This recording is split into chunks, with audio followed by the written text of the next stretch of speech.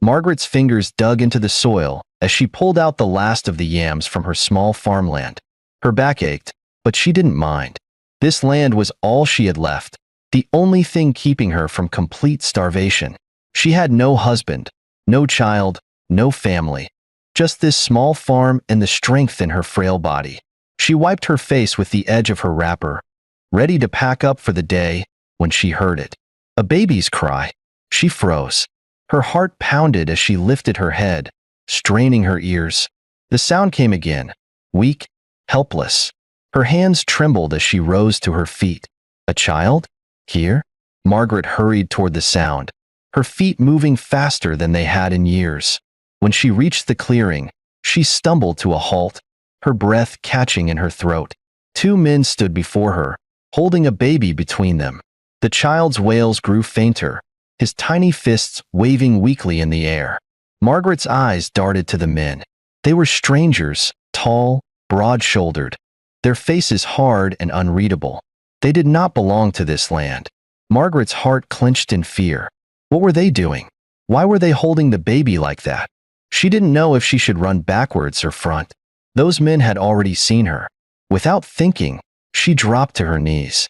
"Please," she begged, her voice breaking. "Spare the child. Please, I am begging you." The men exchanged glances, their expressions unreadable. "Why are you here? Do you want to die?" One of them thundered. I was in my farm when I heard the cry of a baby." Margaret's voice quivered. "Stand up, woman," one of them said coldly. But Margaret shook her head violently, tears streaming down her face. "I have no child of my own," she cried. "I lost my husband, and I have been alone ever since.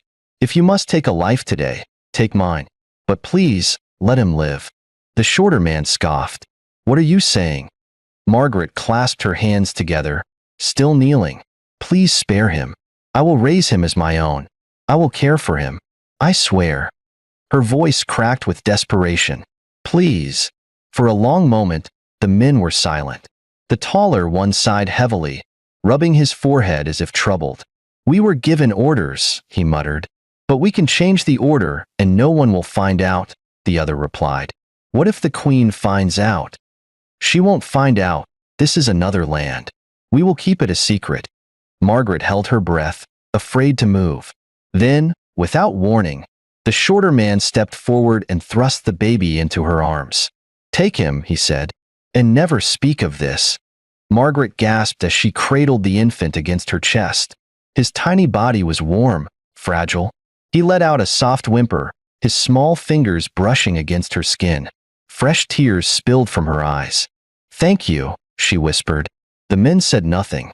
They turned and walked away, their figures disappearing into the distance. Margaret held the baby close and rose shakily to her feet. As she carried him home, she said over and over, "You are safe now, my child. I will never let anyone harm you." Margaret walked home with the baby held tightly against her chest, her heart still pounding. The child had stopped crying now, as if he somehow understood that he was safe in her arms. His tiny fingers curled around a piece of her wrapper, his breathing soft and steady. Tears slipped down Margaret's cheeks as she looked at him. "My child," she said. The words felt strange yet beautiful on her lips. She had never spoken them before, never thought she would. Not when there's no child before her husband passed away. As she approached the village, she slowed her steps, her mind racing. What would she tell people? She had left for the farm alone. How would she explain returning with a baby? If she told the truth, someone might try to take him away. She couldn't risk it. Margaret made up her mind. She would say nothing. She would protect this child with every breath in her body. She pushed open the door to her small, mud-walled house and stepped inside. The room was dark, the air still. The only sound was the baby's soft breathing. Gently, she placed him on the mat in the corner of the room. His tiny body fit so perfectly there, as if he had always belonged. She knelt beside him, watching as his small chest rose and fell. "You are mine now," she murmured. "No one will ever hurt you again." That night, Margaret did not sleep. She sat beside the child, her hand resting protectively on his tiny stomach. Every so often, she would adjust his wrapper, making sure he was warm. And in the morning, when he opened his little eyes and looked at her, something inside her changed. A love so fierce, so powerful, that she knew in that moment she would fight the whole world for this boy. Margaret named the child Daniel, a name she and her late husband had always dreamed of giving their son. Now she wished that her husband was alive to see Daniel. It would have been so beautiful. She raised him with a love so deep that the village soon noticed. She was no longer just the quiet widow who farmed alone. She was a mother now, and she carried herself like one. Daniel was never hungry. Even when Margaret had little food, she always made sure he ate before she did. If she had only one piece of meat, she would put it in his bowl and pretend she wasn't hungry. On cold nights, she wrapped him in her own wrapper, letting the harmattan cold bite at her own skin while he slept warm in her arms. And when he fell sick, Margaret did not rest. She carried him on her back, walking miles to find herbs, refusing to sleep until his fever broke. The boy loved her just as fiercely. As soon as he could walk, he followed her everywhere. When she went to the farm, he was right behind her, his tiny feet struggling to keep up. "Go inside," she would tell him. But he would shake his little head and say, "I want to be with you, Mama." And that was all it took. Margaret would sigh, scoop him up, and carry him to the farm, letting him sit beside her while she worked. Daniel never called her by her name, only Mama. And every time he said it, Margaret's heart swelled with happiness. As Daniel grew older, it became clear to everyone Margaret would protect him with her life. If anyone in the village dared to raise their voice at him, Margaret would storm over like a raging fire. "Are you talking to my son like that?" she would demand, her eyes blazing. The villagers learned quickly troubling Daniel meant troubling Margaret. One day, when Daniel was about 6, a group of older boys tried to bully him. They pushed him, calling him names. Daniel, small but fearless, shoved them back. When Margaret heard about it, she did not wait. She marched to the boys' homes, her voice shaking with anger. "If your sons ever touch my child again, you will see what I am capable of," she warned their mothers. The women knew Margaret was not one to joke. From that day, no one dared trouble Daniel again. The bond between Margaret and Daniel was unbreakable. At night, before they slept, Margaret would gather him in her arms, pressing a kiss to his forehead. "I love you more than anything in this world, my son," she would whisper. And Daniel would smile, because he knew it was true. Margaret believed with all her heart that Daniel was hers to love and protect. But what she did not know was that the past had a way of finding its way home. And soon, her quiet life with Daniel would be shaken by a truth that had been buried for years. The palace was in turmoil. The walls of the grand chamber trembled with the screams of a woman in labor. Servants rushed back and forth, their faces tight with worrying. The midwives worked tirelessly, their hands soaked in sweat, their voices rising in urgent whispers. Outside the birthing room, King Andrew paced furiously, his hands clenched into fists. His heart pounded against his ribs, his breath coming in short, ragged bursts. His 5th wife was giving birth. It had to be a son this time. It had to be. It must be a son. Yes, a son. He had prayed. He had sacrificed. He had begged the gods in his private chamber. 5 wives, many pregnancies, many times his hope had been shattered. Now, he could not bear to hope again, and yet, he did. Every scream from the birthing room twisted inside him like a blade. Every second felt like eternity. Then, suddenly silence. The king froze, his blood turned to ice. Then a cry broke through the air, the unmistakable wail of a newborn. King Andrew's chest tightened. His heart threatened to tear through his ribs. He turned sharply as the midwife stepped out, her expression carefully blank. The silence stretched between them. His lips parted, his voice hoarse. "Is it?" The midwife hesitated, afraid to utter a word. Then she lowered her gaze and whispered, "A girl, your majesty." "Another girl." The world spun. King Andrew staggered back, the words slicing through him like a sword. "A girl. Again. Another girl. What am I supposed to do with all these girls? Why are the gods punishing? What's my offense?" His vision blurred as he gripped the nearest pillar for support. His knees buckled. The sound of his heartbeat roared in his ears. Then, as if the weight of 5 generations had fallen on him, at once he dropped to the floor and let out a wretched cry. The type that wasn't suitable for a king. The palace shook with his anguish. The guards lowered their heads. The servants dared not breathe. Inside the birthing chamber, the new mother lay weakly on the bed, tears rolling down her face. She had given him a child, a healthy child, but she knew it was not the child he wanted. She had hoped that she was the one that would give him a son. That was all her wishes, but now they had shattered. The king's cry echoed through the halls, a sound so raw, so broken, that even the coldest hearts ached for him. For years, he had dreamed of the moment he would hold a son in his arms, the heir who would carry on his throne, his name, his legacy. But fate had denied him again. Slowly, King Andrew rose to his feet. His face was wet, but his eyes were dry now, empty, hollow. Without a word, he turned and walked toward his chamber. The servants watched in fear as he entered and slammed the heavy doors shut behind him. For days, he did not come out. The sun rose and set, but the king remained locked inside.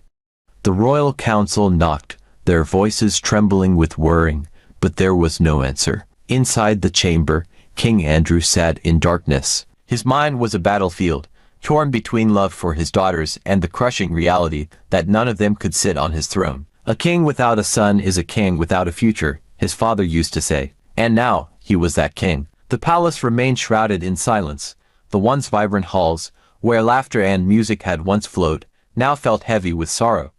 Servants moved cautiously, whispering among themselves, their eyes constantly darting toward the king's locked chamber. For 3 days, King Andrew had not emerged. His chief cabinet members had gathered outside his door, speaking in hushed tones, their faces lined with worrying. They had seen kings battle enemies, survive assassinations, and endure betrayals, but never had they seen a king so consumed by despair. Finally, on the 4th morning, Lord Raymond, the king's most trusted chief, stepped forward. He had served King Andrew's father before him, and had watched the young prince grow into a powerful ruler. And now, he could not stand by and watch his king wither away. Summoning all his courage, he knocked firmly on the door. "Your Majesty," he called, his voice strong yet gentle. "Please, open the door.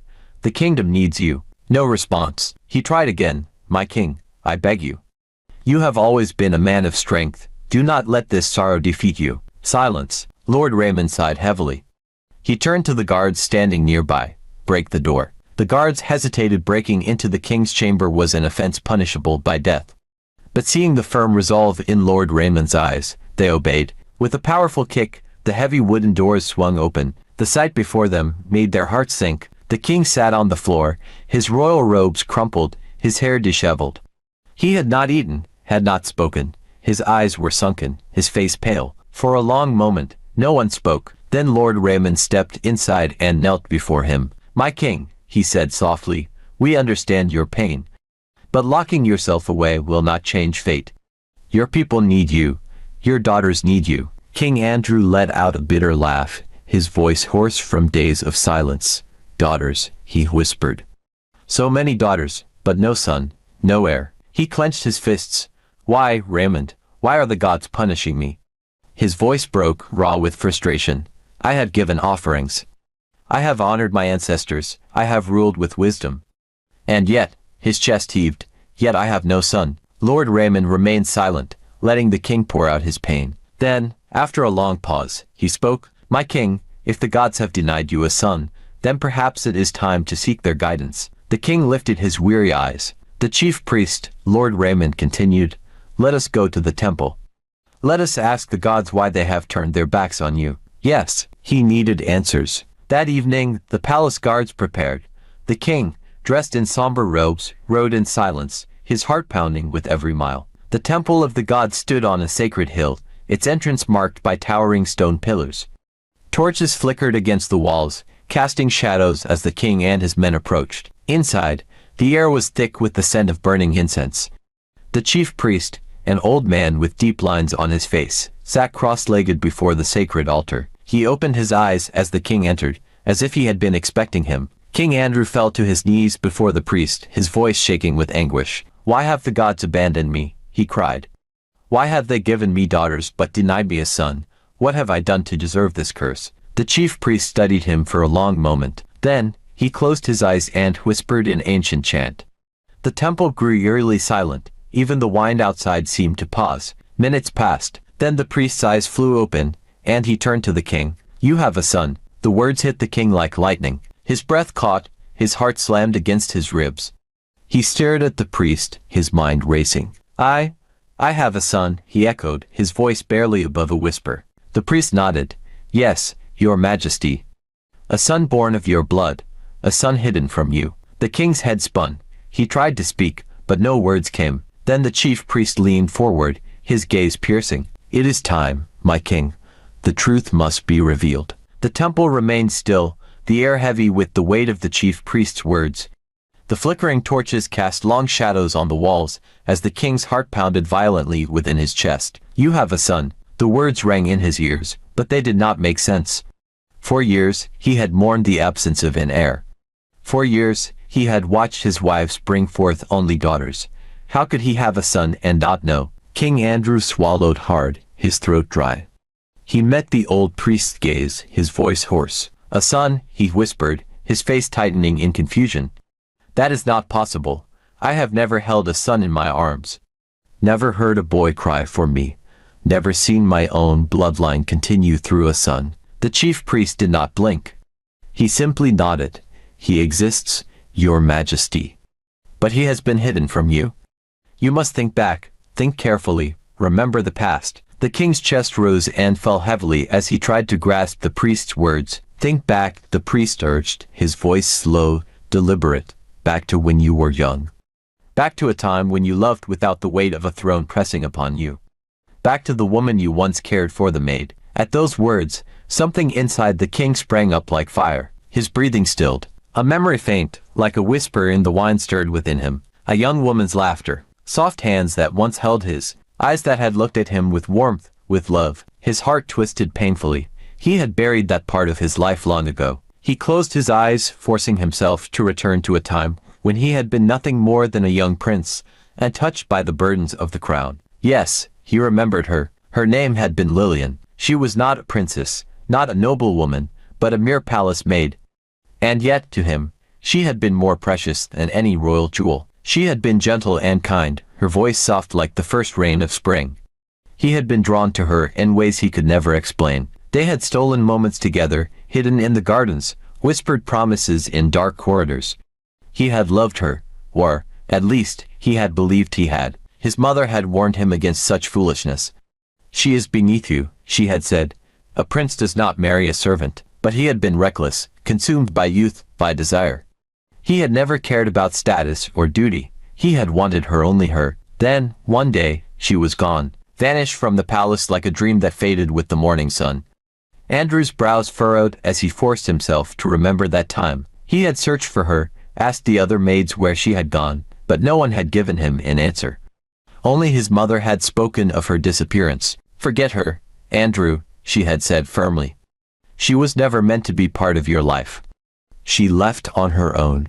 You must move forward. He had believed his mother, had forced himself to push the memories away, had convinced himself that Lillian had abandoned him, just as his mother had said. Now, standing before the chief priest, a sinking feeling formed in his stomach. He exhaled shakily. I remember, he murmured.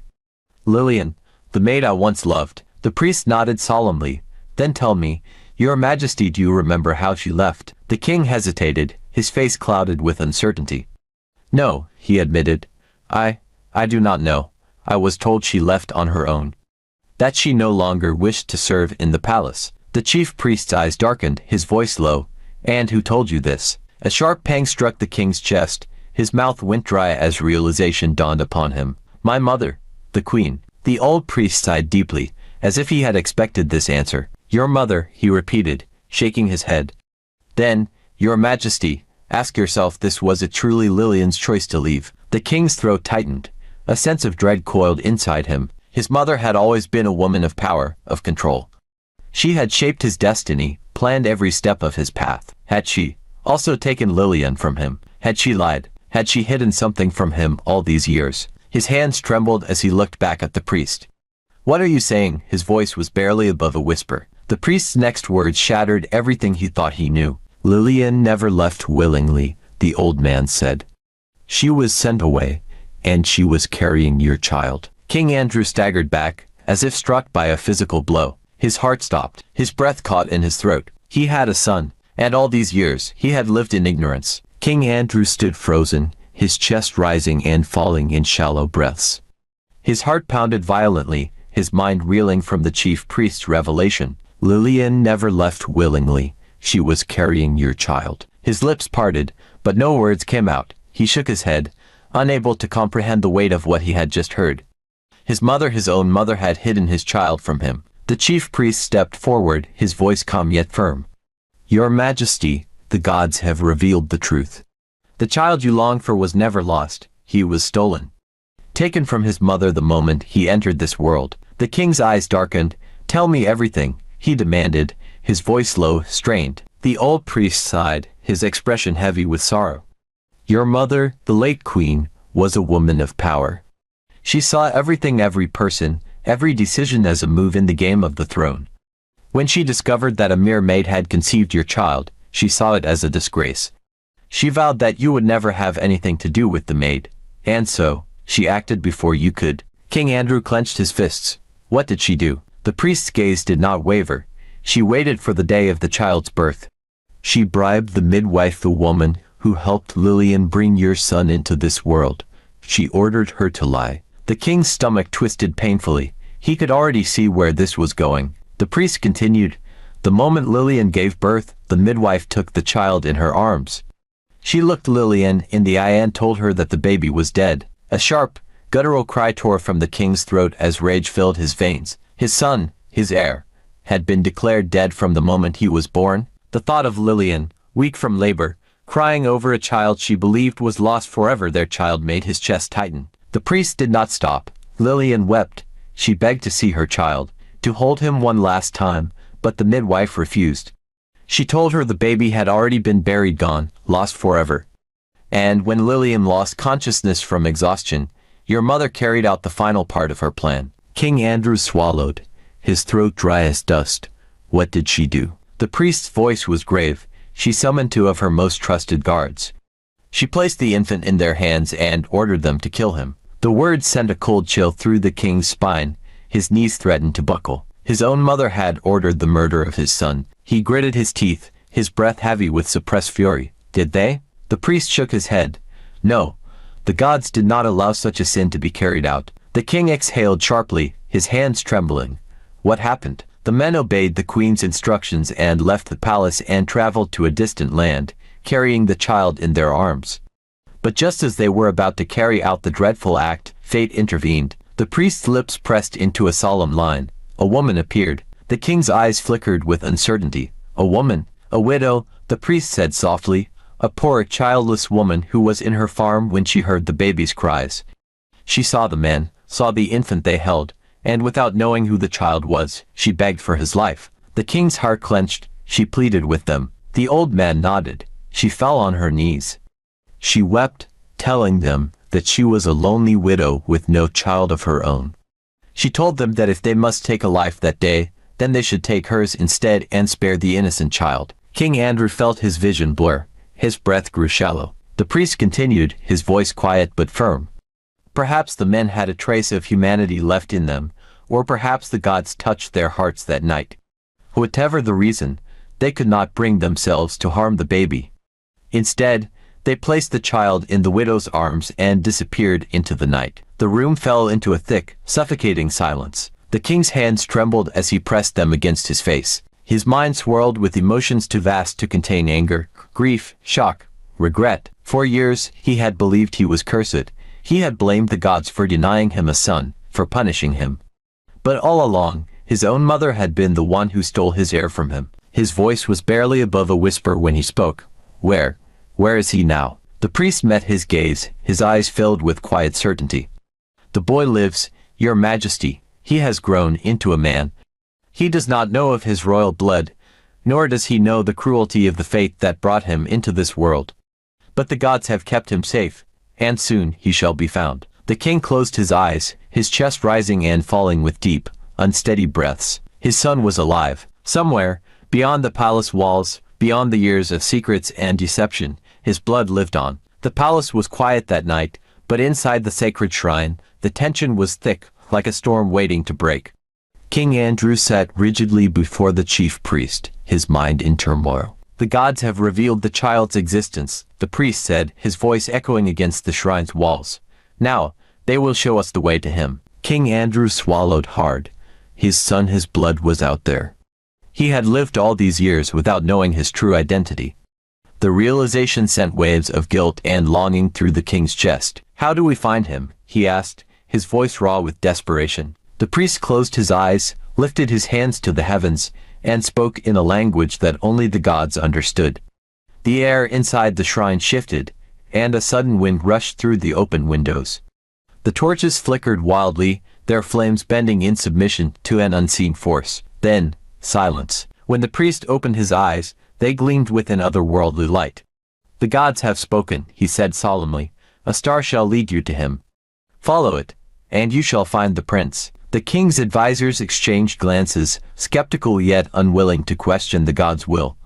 But King Andrew needed no further convincing. He had seen too much, suffered too much. If the gods had chosen this path, he would follow it no matter where it led. That very night, the royal guards, accompanied by the chief priest and the king's most trusted men, set out on their journey. Their eyes remained fixed on the heavens, watching as a single star gleamed brighter than all the others. It moved slowly, as if guiding them through the night. For hours, they rode across lands unfamiliar to them, through forests dense with shadows and rivers that whispered secrets in the wind. The journey was long, and the night was heavy, but the star did not waver. It pressed forward, leading them away from the grandeur of the palace, away from the riches of royalty toward a place where no king had ever stepped foot before. At last, the star slowed, hovering over a small, humble yard. The men came to a halt. "This is the place," the chief priest whispered. The king's heart pounded violently in his chest. He could hardly breathe as he stared at the simple house before him. Somewhere inside, his son lived. One of the guards stepped forward and knocked firmly on the wooden door. Inside, the sound startled a young man.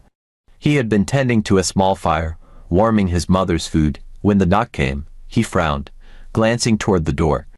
It was late. They never had visitors at this hour. He hesitated for a moment, then stood and walked toward the entrance. Slowly, he pushed the door open. The sight before him made his breath hitch. There, standing in the dim moonlight, was a group of unfamiliar men. They were dressed differently, their presence commanding. And at the center of them all sat a man on horseback, dressed in fine royal robes, his golden crown gleaming under the light of the star. The boy's eyes widened in alarm. Who were these people? Fear surged through him. Without a word, he spun around and ran back inside. "Mama," he called, his voice laced with panic. "There are people outside, a king and his men." The widow, who had been sitting by the fire, felt her heart skip a beat. She slowly rose to her feet, her hands trembling. "A king here." She wiped her hands on her old wrapper, straightened her shoulders, and stepped outside. The moment her eyes landed on the man before her, she froze. King Andrew. She had seen his face before on coins, on festival banners, in the whispers of travelers who passed through their land.